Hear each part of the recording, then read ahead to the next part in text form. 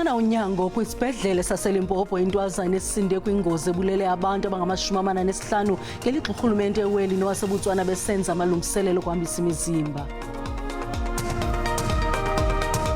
Kwiziganeko ezibini zomlilo oqhamuke kwaLanga naseDanuni eNtshona Koloni kushiyeke abantu abangaphaya kwama-800 bengenamakhaya.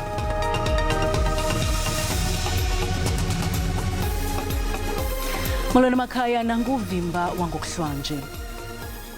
Uyaqhuba urhulumente weli nokunceda urhulumente waseBotswana aqoshelisa inkqubo zokubuyiselwa kwemizimba yabantu abangama-45 abasweleke kwingozi yebhasi eLimpopo ngolwesine. Intwazana eneminyaka 8 ekuphela komntu osindileyo kule ngozi sazuza unyango esibhedlele eLimpopo. uLorraine Adlangsianko intwazana ethobekileyo nethanda ukuya etyalekeni. Usoloke esiya enkonzweni noninakhulu osoleke kule ngozi yebhasi kuba bebe bonke ngethuba ibhasi ibhukuqa ikhala lomgwaqo. Usapho lwakhe luthi lothukile lakufumanisa ukuba ngeemfefe ezikamdala usindile kule ngozi.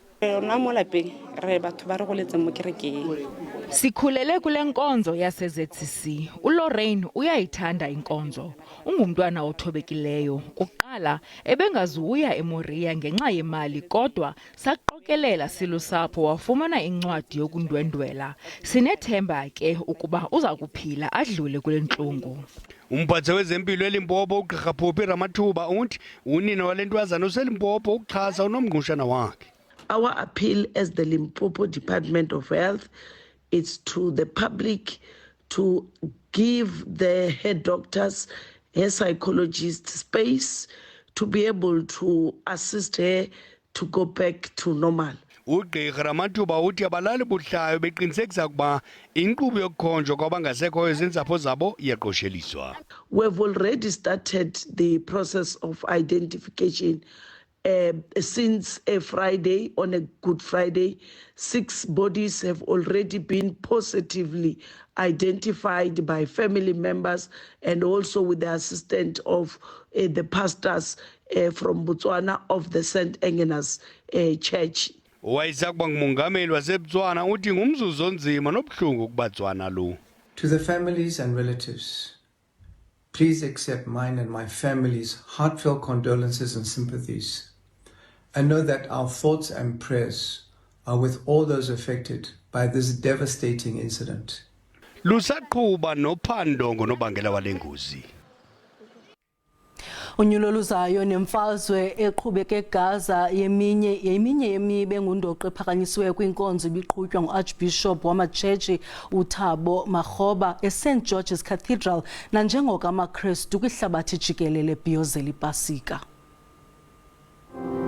Nanjengoko uMzantsi Afrika ulungiselela unyulo luzayo kwekaCanzibe uMeyi ukutsho uArchbishop uThabo Makgoba wamatshetshi wenjenje yawo ukuvakalisa umyalezo kubemi beli bonke xeshikweni ekwinkonzo yePasika etarhuzisa kwelokuba ubani nobani asiqale isigqibo seqela alivotelayo esoleka ngelokuba iinkokheli zemibutho zimele ukugocwa-gocwa iinjongo zazo yaye kuhlolisiswe umqulu wesithembiso weqela ngalinye nkqu nomqela walo phambi kokuvota. We need to examine party manifestos, but then just as important, we need to decide whether we believe the parties are capable of implementing those manifestos. Kananjalo kaMakgoba ukwahlabe ikhwelo lokuba isisombululo sokunqamla inquleqhu eqhubeka eGaza side sithatyathelwe amanyathelo nanjengoko ibhunga lokhuseleko lombutho wezizwe ezimanyeneyo sele lisipapashile. It is the combined efforts of all these campaigners that have produced for the first time a Security Council resolution mandating a ceasefire in Gaza. And we call for that ceasefire to be implemented immediately. Ukanti ke iveki engcwele yePasika iqatshelwa ukusukela kwinkonzo yangecawe yeveki ephelileyo yamahlamvu ukuza kuthi ga kwicawe yanamhlanje namaKristu akholelwa ukuba yeyovuko lukaYesu esahlula ingcwaba evuselwa ebomini obungunaphakade noluthuluntu lubuxhamle ngokwamkela usindiso ngaye. Iqumrhu lolawulo lwendlela i-Road Traffic Management Corporation lithi bangaphaya kwewaka abaqhubi abathe babanjwa ze bathinjelwa iimoto ezingama-900 ngethuba kunyanzelisa umthetho oqhutywe kwilizwe lonke ukusukela okokuqala impelaveki ePasika. Iqumrhu lolawulo lwendlela i-Road Traffic Management Corporation ithi phakathi kwabo babanjiweyo baquka abo baqhuba benxilile abaneelayisenisi zomgunyathi, ukuqhuba ngokungakhathali nokuba nomthwalo ongaphezu komlinganiselo. Isithethi se-RTMC uSimon Zwane uthi ezi zithuthi zingama-900 ziye zabanjwa ikakhulu KwaZulu-Natal naseMpumalanga. I want that law enforcement officers will show no tolerance to people who break the rules of the road by driving under the influence of alcohol or at excessive speeds and driving without driving licenses. And unroadworthy vehicles will be discontinued, and those who are driving in violation of public transport operator permits will have their vehicles impounded, and there will be heavy costs to release those from the pounds. Amapolisa saqhubeka nomsebenzi wokujongana nabaqhubi ezindleleni ukuba bayawulandela kusini na umthetho wendlela. Ubuncinane bali-15 abantu abaphulukene nobomi kuza kuthi ga ngoku kule mpelaveki ePasika kwiindlela zaseMpuma Koloni. Oku kwenzeka noxa iphondo limisele imiqathango engqingqwa ezindleleni kutyalwe amagosa ezendlela kwiphondo ngokubanzi. Umasipala iKing Sabatha Dalindyebo uthi izithuthi bezihamba ngokukhululeka kulo mmandla. Eli phulo lezendlela liqhutywe ngentsasa yangecawa. Izithuthi bezihlolwa ukuba zikumele na ukuba sezindleleni. Umasipala iKing Sabatha Dalindyebo uthi akukabikho zingxaki. Kwabanjwa indoda ethe yafumaniseka inoba iphethe isixhobo esingekho mthethweni kunye nezinye ke izixhobo ebihamba nazo. So far ukhuseleko apha kwimeko yedolophu iphantsi koqwalaselo njengoko amagosa wethu ekhona nakwi-intersection points ukuqinisekisa into yokokuba ngaba there's a free flow of traffic. Ukade nabaqhubi bathi indlela zisakhuselekile. Hayi noko okwangoku hayi ingathi isalawuleka namhla basahamba kakuhle ngapha endleleni yakhona sasebenza kakuhle nawo nathi sisayibambe kakuhle. Ndisuke eMthatha ndiya eBloemfontein. I think traffic noko is manageable and futhi there's so much law enforcement visibility, so I think noko sisebenzisana kakuhle endleleni. Abantu abalithoba baphulukene nobomi babo kwiingozi ezimbini, enye iphakathi kweMakhanda nePedi ukanti enye isemqanduli. Phakathi kweMakhanda nePedi isithuthi sintlitheke kwilori emileyo kwasweleka abantu abahlanu. Emqanduli kusweleke abantu 4 ngexa isithuthi esilayishe abantu abasibhozo sibhulukuqeka. Ndingulwandile Mbulali, eMthatha. Usabukela iindaba zesiXhosa zisiza ngqokunqa phambili SABC 1 kwikomkhulu le-SABC eRhawutini. Uyakwazi ke ukuzibukela kwakho nezi ndaba kwijelo le-YouTube ngokuthi SABC Iindaba zesiXhosa. Siyacela ukuba xa ubukela sicela ucofe ulike, sikwabongoza kanjalo ukuba ukamcofi usubscribe wenze njalo. Make siphinde silume kwinqaku lethu eliphambili ngale ntlwa. Uyaqhuba urhulumente weli ngokunceda urhulumente waseBotswana aqoshelisa iinkqubo zokubuyiselwa kwemizimba yabantu abangama-45 abasweleke kwingozi yebhasi eLimpopo ngolwesine. Ngabantu abakuma-800 abashiyeke bengenamakhaya emva kweziganeko ezine zemililo etshabalalisa amatyotyombe kwimimandla eliqela eKapa. Iziganeko ezibini zomlilo zenzeke kwindawo yoGobityholi Joe Slovo kwaLanga. Omnye umlilo uqhuqhise emfuleni waza omnye waqhambuka eDanuni. Yimpelaveki ebihlola le ngokutsha kwamatyotyombe eKapa netshabalalisa amabobusi amalunga nama-300. Abahlali baseJoe Slovo bazikhoda amanxeba bezama ukuvuselela amatyotyombe abo. Aba bahlali bangamaxhoba omlilo oqhambuke kumatyotyombe engingqi kwaLanga ze kwatshabalaliwe ke ziliqela. Uninzi lwabantu lulahlekelwe kuko konke kwaye abanayo nendawo yokufihla intloko. Umbutho wenceba iGift of the Givers uphosa umrhaji usolula isandla semfesane kumaxhoba lemililo.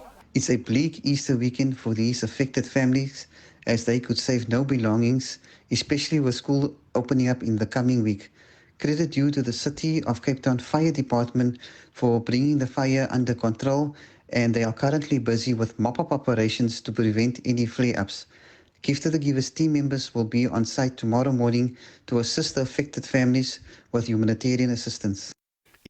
Lelo lawulo lwemimandla yamatyotyombe kumasipala waseKapa ngokubambisana nesebe lokuzinzwa koluntu likazwelonke lithethathethana noluntu oluchaphazekileyo kuboniswana ngamatileti okuvuselela amakhaya atshabaleleyo.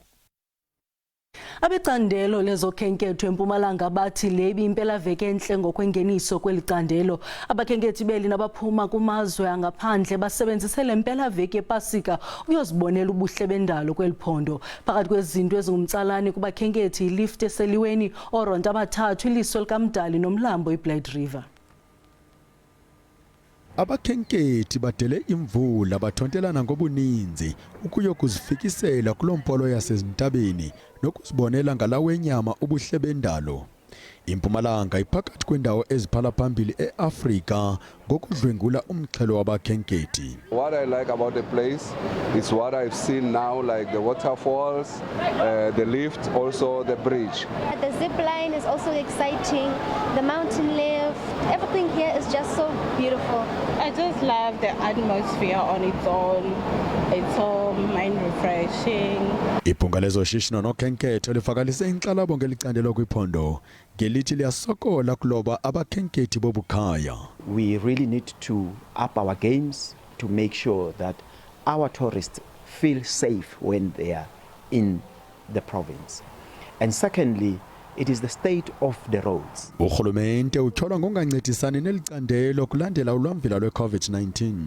It doesn't look like our authorities are prioritizing the growth of tourism and putting their money where their statements are. Umnumzana Philane ulebele ngelithi belelicandelo bachophe ethembeni lokuba aza kwenyuka amanani wabakhenkethi abatyelela eliphondo.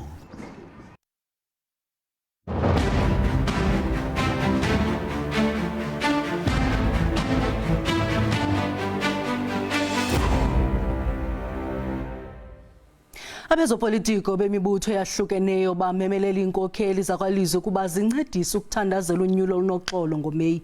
Bebethetha kwindibano yepasika kwibandla iCovenant Fellowship Church International eRichards Bay KwaZulu-Natal.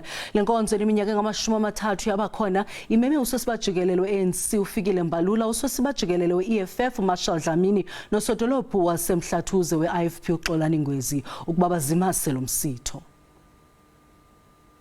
Izinkulungwane zabazalwane bebandla iCovenant Fellowship Church International zihambele inkonzo yokugcina yephasika ebibanjelwe eSikhawini TVET College. Abezombusazwe basebenzise leli thuba lokukhankasa bekhuthaza ibandla ukuthi livote kukhetho lukazwelonke. Unobhala jikelele we-ANC umnumzana uFikile Mbalula utshele amakholwa ukuthi ibandla lineqhaza elikhulu ekwakhiweni kabusha nasekuthuthukiseni imphefumulo yabantu njengoba umphakathi ubhekene nezinselelo ezifana nemindeni enezinkinga.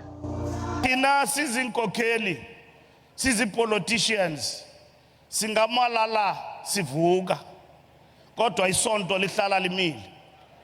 Nathi siyayidinga imvuselelo yomphefumulo.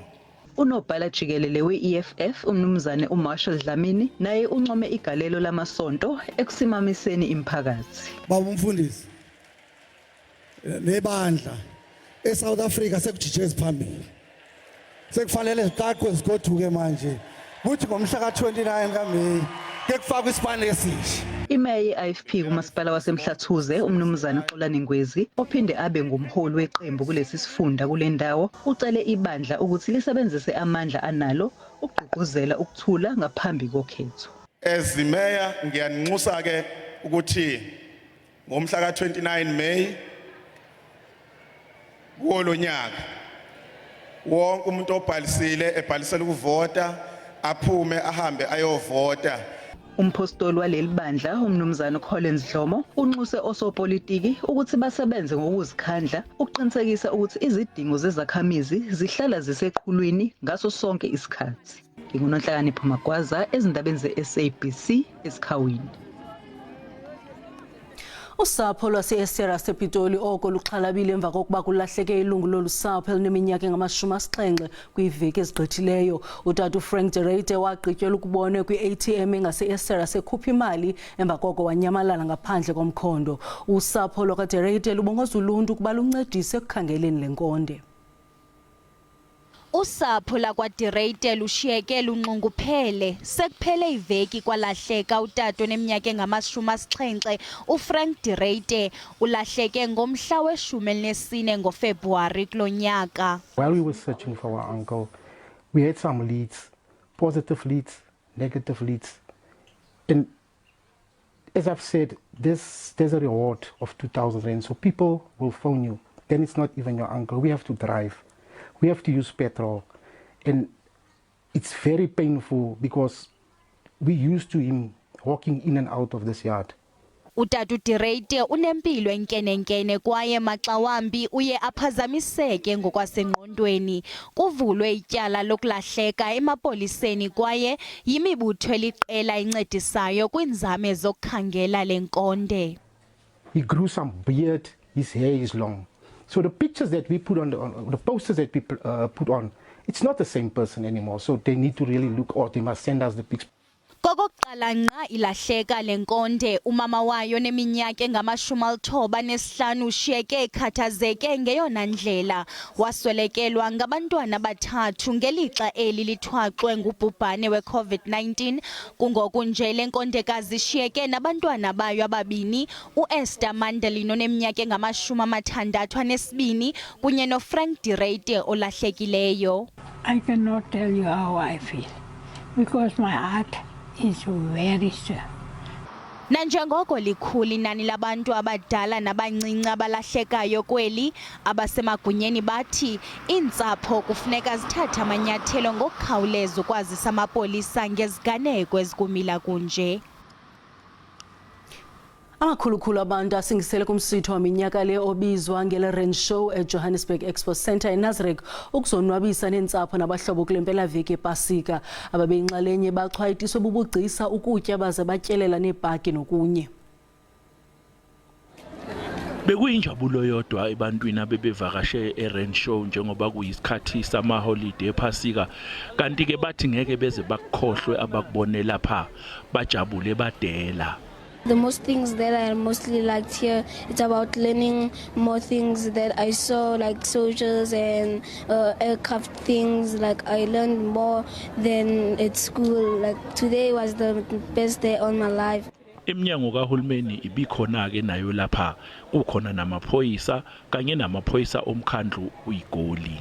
We are exhibiting various sections within the police that is including forensic services. We've got FCS, which deals with children.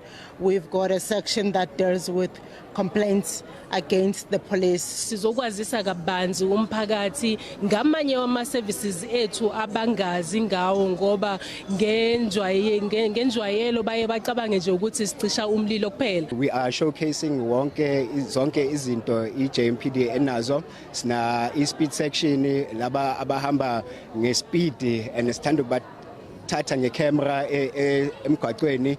We've also got public order policing. Ngomhla lulunye kuMbasa usuku lokugcina le Rand Show. NgiuCalvin wakwaDludla endabeni zeSABC ngibika ngiseGoli. Ngoku masichaphule izimvo zabalandeli kwikhasi lethu leWhatsApp. Hayi ngokuba jonga kwam onyana njengomhlalo waseKapa ndithi mawachithwe lo manzi inkukhu ibalekile. Onyana mabakhe babuyele back ku-NFD bakhe bayozilungiselela bakabikho ready.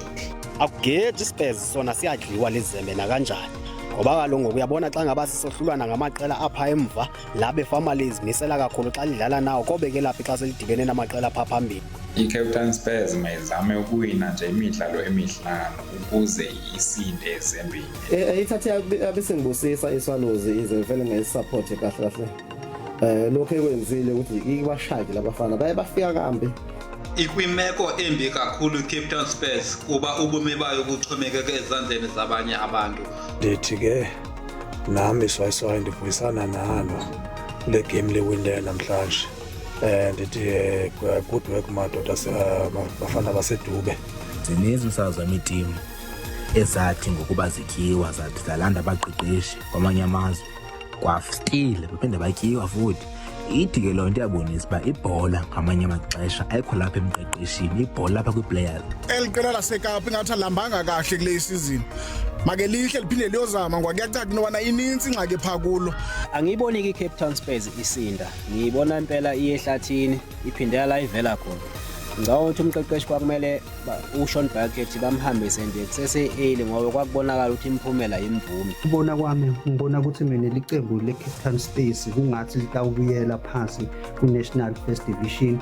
Mina into lengijabulele ngijabule icembu lami ukuthi liphumelele. Ezinye Sibulele mawethu ukusibuleka indlebe busuku benzolo.